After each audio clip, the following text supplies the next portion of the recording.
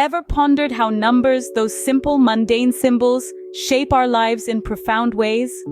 As we navigate through life, we often overlook the fundamental role numbers play, not just as tools for counting or calculating, but as powerful symbols with qualitative meanings. They are more than mere quantities. They are qualities, each carrying a unique symbolism, a story, a philosophy. Let's journey back to the 6th century BC, to the thoughts of the philosopher and mathematician Pythagoras. He saw numbers as the fundamental underlying substance of reality. To him, numbers were divine, a language to communicate with the Supreme Being, a key to understanding the universe's structural principles. This notion influenced an entire field, sacred geometry, examining patterns and geometric shapes in the world, believed to convey a sense of universal harmony and order. Ancient languages like Greek and Hebrew used their alphabets as numbers, practicing isopsephy and gematria, where letters' numerical values were interpreted for deeper meanings. As we delve into the ancient practices of isopsephy and gematria, prepare to see numbers in a whole new light. Imagine if letters held numerical value, and words could be reduced to digits. This was the world of the ancient Greeks and Hebrews. The numerical symbolism in these cultures was deeply intertwined with their languages and philosophies, leading to the development of practices such as isopsephy and gematria. Isopsephy, a term derived from the Greek words for equal and pebble, was a system where each letter of the Greek alphabet was assigned a numerical value. Words and phrases, when added together, produced a sum that held a deeper symbolic meaning. This practice was prevalent in various aspects of Greek life, from literary works to everyday transactions. Similarly, in Hebrew culture, gematria was a method of interpreting the Hebrew scriptures by computing the numerical value of words, based on the values of their constituent letters. This practice allowed the ancient Hebrews to delve deeper into the scriptures and extract hidden meanings, thereby enriching their spiritual lives. The concept of attributing numerical values to words and names wasn't merely a system of counting or a linguistic curiosity.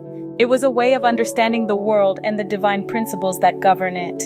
The ancients believed that by decoding the numerical values of words, they could gain insights into the nature of things and even predict future events. These practices, while seemingly arcane, laid the groundwork for the modern study of numerology.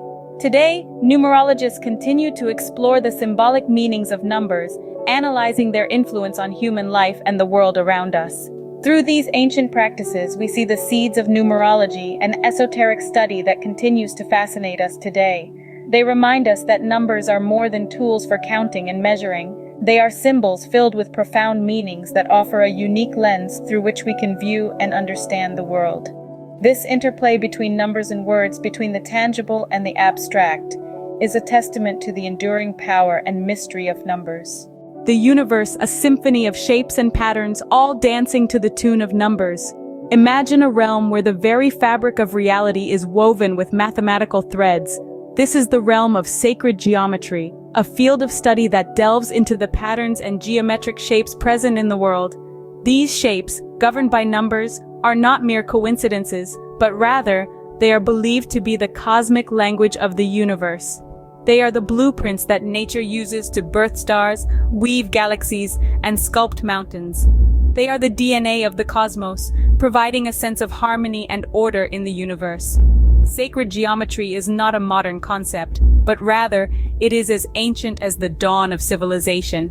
The ancient Egyptians, for instance, used sacred geometry in the design and construction of the pyramids.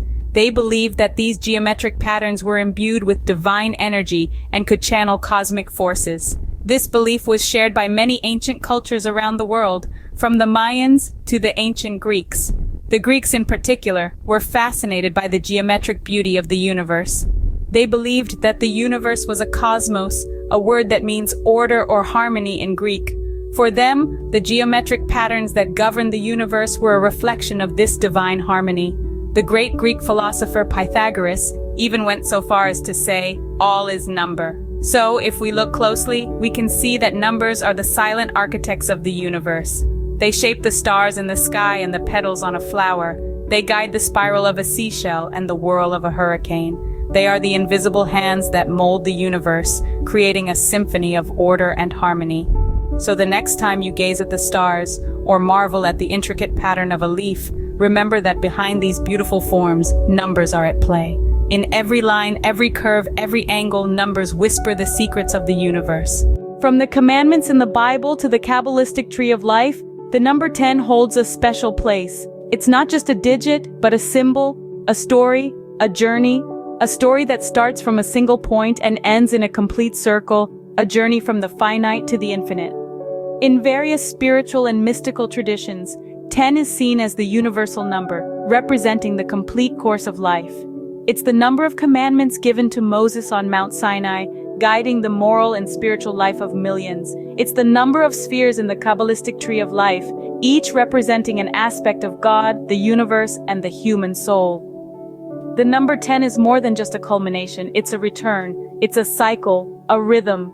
In Pythagorean thought, the decade is the most sacred of numbers, representing the complete course of life. It symbolizes the flow of life, a journey that starts from a unit, expands into multiplicity, and then returns to unity.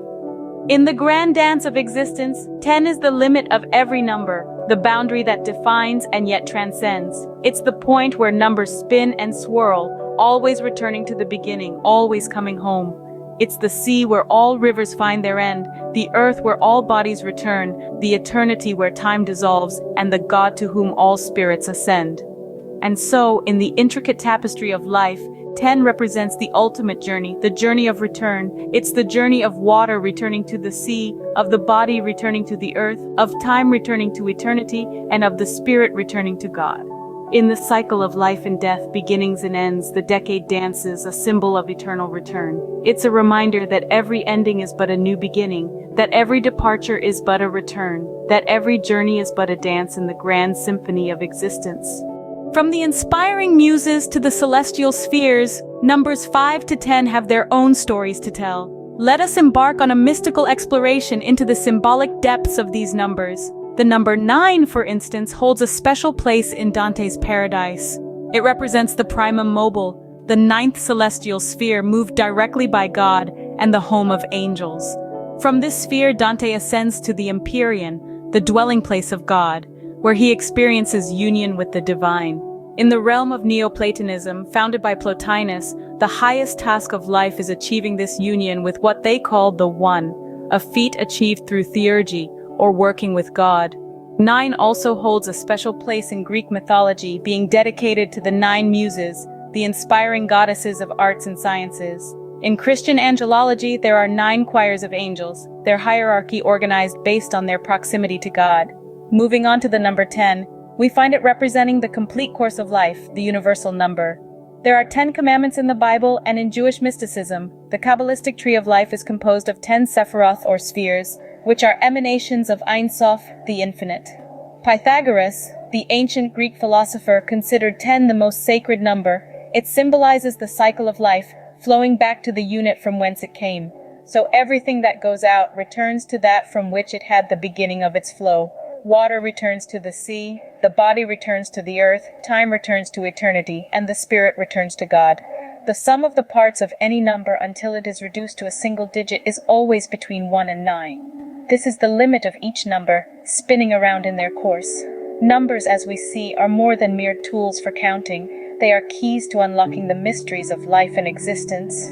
As we journey through the mystical world of numbers, we find ourselves standing at the crossroads of science and spirituality. We've unearthed the ancient practice of isopsephy, delved into the harmony and order of sacred geometry, and embarked on the numerical journey of life. We've danced with the divine properties of numbers, as envisioned by the great philosopher Pythagoras. We've explored the qualitative depth of these seemingly simple symbols, moving beyond their quantitative facades. Whether it's the 9 celestial spheres in Dante's Paradise or the 10 sephiroth on the Kabbalistic tree of life, the dance of numbers weaves through the fabric of our universe. It's a dance that transcends time and space, connecting us to the divine. It's a dance that beckons us to look beyond the obvious and decipher the cosmic puzzle. Next time you see a number, remember it's not just a symbol, it's a piece of the cosmic puzzle waiting to be deciphered.